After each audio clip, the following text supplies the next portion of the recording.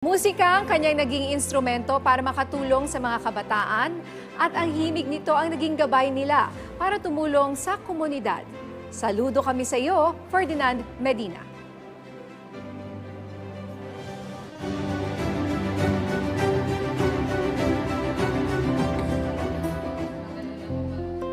Are not 5 sparrows sold for 2 pennies, yet not one of them is forgotten by God. So yun din yung gusto naming ihatid na mensahe sa mga kabataan.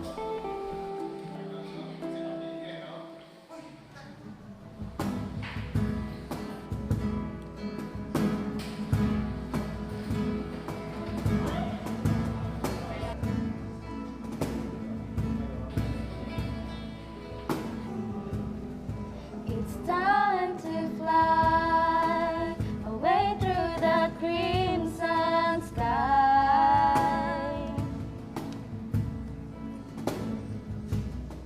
It's time to grow from the child that I used to know. Napaka-powerful nung music. Tsaka may purpose talaga din yung talent natin kung bakit sa atin pinagkaloob.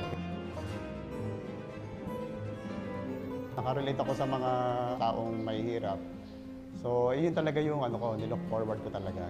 Tapos pinanalangin ko talaga. Regine, magbigay ka ng magbigay ka ng cue.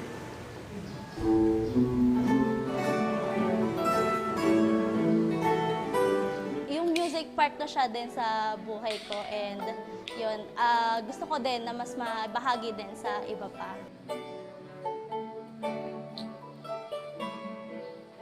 Na-amaze din po kasi parang ang saya sa pakiramdam po kapag tumutugtog ka na.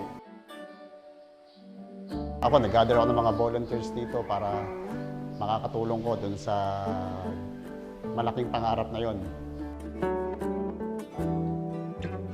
So ako talaga ginawa ko yung nung una, nag-establish din talaga ako ng credibility dito sa community. Inaano ko sa kanila, yung kino-communicate ko sa kanila yung purpose ng Sparrow Music dito. At gusto ko mapalagay kasi yung loob nila.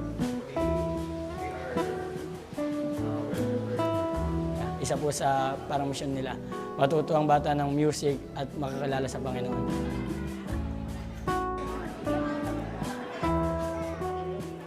Punta din kami sa ibang community para i-extend yung program ng Sparrow Music din sa lugar nila.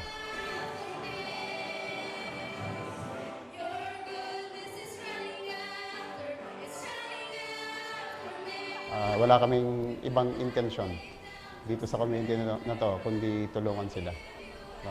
Makatulong sa paglago ng pagkatao ng mga bata.